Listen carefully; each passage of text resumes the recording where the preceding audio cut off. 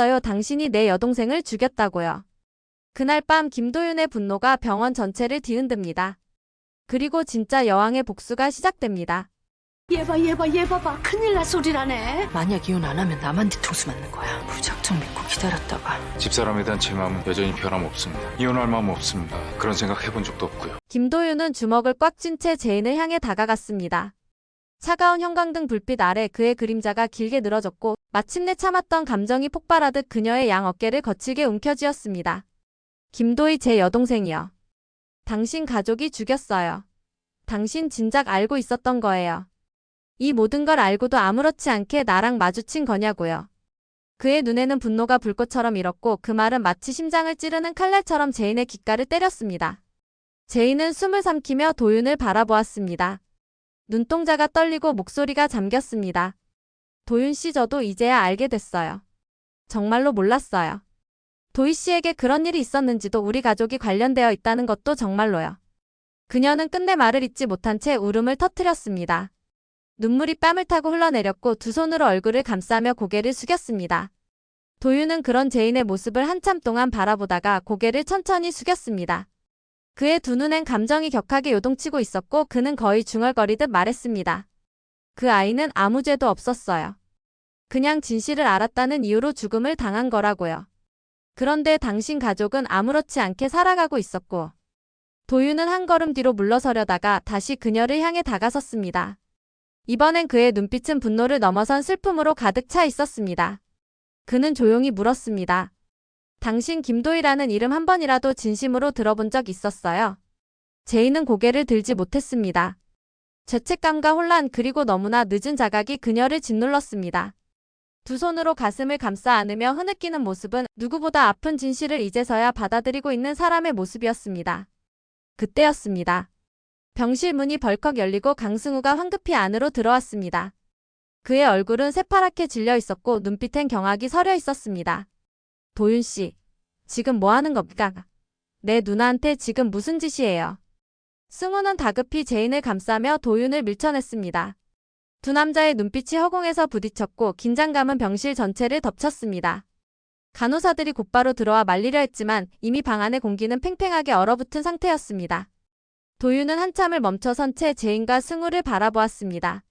그리고는 낮은 목소리로 그러나 명확하게 말했습니다. 진실이 밝혀질 때까지 절대 멈추지 않을 겁니다. 이번엔 내가 도희를 위해서라도 절대 물러서지 않을 거예요. 그 말에 승우도 할 말을 잃은 듯 동생을 아는 채 제인을 바라보았습니다. 제인은 고개를 숙인 채 아무 말도 하지 못했습니다. 눈물은 멈추지 않았고 가슴속 깊은 곳에서부터 밀려오는 고통이 그녀를 짓누르고 있었습니다. 이날 밤 병원 복도에 남겨진 발자국 소리는 무겁고 길게 울려 퍼졌습니다. 그 한 걸음 한 걸음마다 진실을 향한 발걸음이 시작되고 있었던 것입니다. 노숙자는 병원 대기실에서 떨리는 손으로 가슴을 부여잡고 있다가 갑자기 자리에서 벌떡 일어납니다. 얼굴은 눈물과 분노로 일그러져 있고 그의 걸음은 휘청이지만 단호합니다. 강규철이 있는 병실 문을 벌컥 열고 들어가며 소리칩니다. 우리 기찬이 위를 다 망가뜨릴 뻔했어요. 당신네 집이 우리 애를 죽이려 했냐고요. 대체 왜 이런 짓을 한 겁니까? 강규철은 놀라지도 않은 얼굴로 조용히 일어섭니다. 그의 눈빛은 냉철하고 목소리는 더할 나위 없이 차갑습니다. 그 약 당신 아들이 연관됐던 그 여자가 시킨 겁니다. 순간 노숙자의 얼굴에서 피가 가신 듯 하얗게 질립니다. 무언가 믿을 수 없다는 듯 멍하니 서 있다가 이내 입을 벌리고 숨을 헐떡입니다. 눈동자가 흔들리며 그녀는 천천히 입을 엽니다. 뭐라고요? 세리가. 우리 세리가 그런 짓을 했다고요? 그는 말을 잇지 못하고 이내 몸을 돌려 병원을 뛰쳐나갑니다. 복도를 달리는 그의 모습은 마치 무언가에 쫓기듯 절박했고 주위 사람들의 시선 따위는 아랑곳하지 않습니다. 세리는 병원 한켠의 대기 공간에서 핸드폰을 붙잡고 뭔가를 보고 있었습니다. 그 순간 노숙자가 그녀를 향해 달려듭니다. 모든 감정이 폭발한 듯한 얼굴로 그녀를 향해 소리칩니다. 너, 내가 우리 기찬이 죽일 뻔했어. 그게 사실이야. 내가 한약에 뭔가 넣으라고 시킨 거야.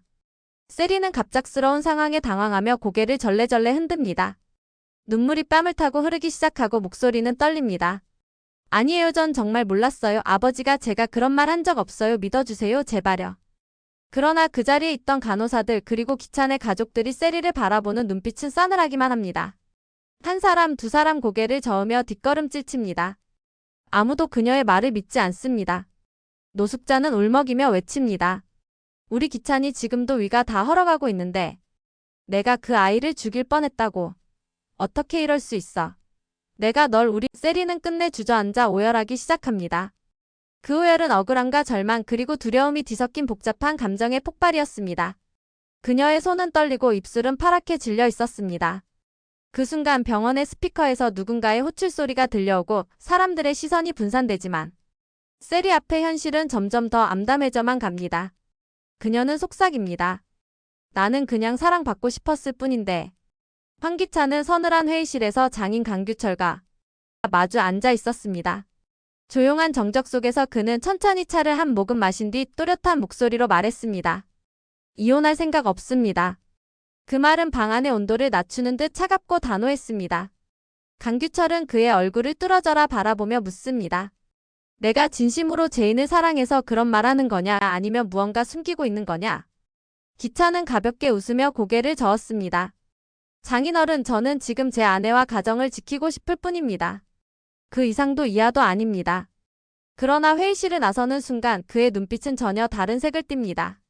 그녀는 곧장 기찬이 머무는 병실로 향해 문틈으로 조용히 그를 불러냅니다. 복도의 한켠 CCTV 사각지대에서 그는 그녀의 손을 꼭 잡으며 속삭입니다. 조금만 기다려. 곧 YL은 우리 거야. 그 말에 세리는 눈을 반짝이며 묻습니다. 당신 그 아버지 믿는 거야? 내가 보기엔 그 사람 절대 당신 안 믿어. 기찬은 여유롭게 웃으며 손가락으로 그녀의 입술을 가만히 눌렀습니다. 걱정 마. 회장님 딸 하나 때문에 무너지게 생겼거든. 내가 결정적인 증거 하나 들고 있어. 그 순간 그들의 대화를 엿들은 사람이 있었습니다. 병실 근처 의자에 앉아 책을 읽는 척하던 도유경. 그 눈빛은 점점 얼어붙고 있었습니다. 그의 손에 쥐어진 책장이 떨리고 있었고 입술은 굳게 다물어진 채 말없이 상황을 지켜보고 있었습니다. 도유경은 회장실로 돌아오며 과거 황기찬이 자신에게 제출했던 회사 보고서, 인사기록, 투자 명세서 등을 떠올립니다. 퍼즐 조각처럼 흩어졌던 정보들이 서서히 하나의 그림으로 맞춰지고 있었습니다. 이 자식 날 속인 거였군. 그는 자리에서 일어나 서랍을 열고 오래전 기밀로 봉인해 두었던 파일 하나를 꺼냅니다. 그 안엔 YL의 비자금 운영 정황, 그리고 기찬의 서명이 담긴 문서 4본이 담겨 있었습니다. 그의 눈빛이 서서히 결심으로 굳어갑니다. 한편 강재인은 도유경의 집무실 근처에서 우연히 그의 목소리를 듣게 됩니다. 그는 누군가와 통화 중이었고 그 대화 속에는 충격적인 단어들이 오갔습니다. 세리를 감싸면 YL도 끝난다. 기찬은 그걸 노리고 있었던 거야. 제인은 조용히 물러서며 중얼거립니다. 세리 기찬 이건 그냥 불륜이 아니야. 이건 살인이야. 그녀는 그날 밤 강미란을 찾아갑니다. 눈이 휘둥그레진 미란 앞에서 제인은 조용하지만 단단한 목소리로 말합니다. 도희가 죽은 이후 우리가 모른 척한 것들이 너무 많아요. 이제 끝을 봐야 해요. 미란은 처음엔 반신반의하지만 제인의 진심을 느끼고 손을 맞잡습니다. 좋아. 도희 그 아이가 떠나기 전 나한테 무언가 남긴 게 있어. 제인과 미란은 밤을 새워 도희의 유품을 정리하며 USB 노트, 병원 기록 등을 하나하나 들여다보기 시작합니다. 그 안엔 충격적인 사실이 적혀 있었습니다. 약물 처리 지시 메모, 기찬의 문자, 세리의 녹음 파일. 다음날 제인은 김도윤을 찾아갑니다. 그의 집 앞에서 서성이다 마침 문을 열고 나오는 도윤과 마주칩니다. 그녀는 고개를 숙여 정중하게 말합니다. 이번엔 내가 도희 씨를 위해 싸울게요. 도윤은 놀란 듯 그녀를 바라보다 천천히 고개를 끄덕입니다. 그 눈빛에는 오래된 슬픔과 새로운 희망이 교차하고 있었습니다. 기찬은 호텔 펜트하우스에서 와인을 홀짝이며 창밖을 바라보고 있었습니다. 그 뒤로 조심스럽게 다가온 제인. 그녀는 뭔가 말을 하려다 망설이고 있었고 기찬은 등을 돌려 그녀를 똑바로 마주 봅니다. 그리고 그 한마디. 내가 너 사랑했다고 생각했어. 넌 그냥 이용당한 거야. 그 말은 무심하게 던진 돌멩이처럼 들렸지만 제인의 심장은 그 순간 박살났습니다. 눈앞이 아찔했고 입술은 벌벌 떨렸습니다. 기찬 씨 그게 무슨 말이에요? 우리가 함께 한 시간은 다 뭐였죠? 기찬은 코웃음을 치며 한 걸음 다가섭니다. 제인야. 넌 그냥 YL의 열쇠였어. 강규철 회장의 딸. 그 이상도 이하도 아니야. 난 목표를 위해 너랑 결혼했고 지금도 그 계획 안에 넌 포함돼 있었던 것뿐이야. 제인은 주저앉듯 바닥에 무너졌습니다. 눈물이 핑 돌았고 두 손으로 자신의 얼굴을 감싸며 떨리는 목소리로 말했습니다. 그럼 내가 진심을 준 건 전부 헛된 거였네요. 기찬은 아무런 감정도 담기지 않은 목소리로 말했습니다. 진심? 그런 게 우리 사이에 있었을 거라 생각한 건 내 착각이야. 제이는 그 말을 마지막으로 더 이상 아무 말도 또 하지 못한 채 흐느껴 울었습니다. 그녀의 울음은 비명처럼 들렸고 호텔 창밖으로는 비가 쏟아지고 있었습니다. 그 비가 제인의 울음을 덮을 수 있을 만큼 거셌으면 좋겠다고 그녀는 속으로 빌고 있었습니다. 한참 후 제인은 비 내리는 거리를 홀로 걸어 나와 김도윤의 집을 찾아갑니다. 젖은 옷차림, 초점 없는 눈빛으로 도윤의 문 앞에 선 그녀는 힘겹게 벨을 누릅니다. 문이 열리고 도윤은 깜짝 놀라 그녀를 바라봅니다. 제인 씨, 이 시간에 이 꼴은 뭐예요? 제인은 떨리는 입술로 속삭입니다. 도윤 씨, 저 말하고 싶은 게 있어요. 아니, 이제는 말해야 해요. 하지만 그 순간 도윤의 휴대폰이 울립니다. 그는 전화를 받고 얼굴이 굳어집니다. 지금요? 알겠습니다. 그는 제인에게 말합니다. 잠시만 기다려요. 꼭 다시 얘기 들어줄게요. 그러나 그 기회는 다시는 오지 않습니다. 도윤은 급히 자리를 떠났고 제인은 문 앞에 주저앉은 채 고개를 떨구고 속삭입니다. 나도 그냥 행복해지고 싶었을 뿐이었는데. 그날 밤 YL 본사 16층 모두 퇴근한 적막한 사무실. 황기찬은 어둠 속에서 조용히 서류들을 정리하고 있었습니다. 금고를 열고 무언가를 꺼내며 컴퓨터 앞에 앉아 특정 파일을 열어 확인하던 그의 손길은 익숙했습니다. 하지만 그 모습은 누군가에 의해 카메라 렌즈에 담기고 있었습니다. 사무실 맞은편 빌딩 어둠 속에서 몰래카메라를 든 누군가. 그의 얼굴은 보이지 않았지만 숨소리와 초점 맞추는 손놀림은 집요했습니다. 그날 밤 이 영상은 정교하게 편집되어 한 USB에 담깁니다. 봉투 안에 넣은 그 USB는 다음날 강제인의 책상 위에 도착합니다. 제인은 조용히 그것을 꺼내 컴퓨터에 연결하고 화면을 켭니다. 그리고 기찬이 비밀리에 금고를 열고 서류를 조작하며 내부 비자금 기록을 전송하는 장면들이 생생하게 펼쳐집니다. 그녀는 말없이 눈을 가늘게 뜨고 모든 장면을 끝까지 지켜봅니다. 그리고 중얼거립니다. 이제 게임은 끝났어요. 당신들이 만든 이 집, 이제 내가 부숴줄게요. 진실은 칼이 되고 사랑은 독이 됩니다. 여왕의 집 13회 진짜 전쟁이 시작됩니다. 오늘도 끝까지 함께 해주셔서 정말 감사드려요.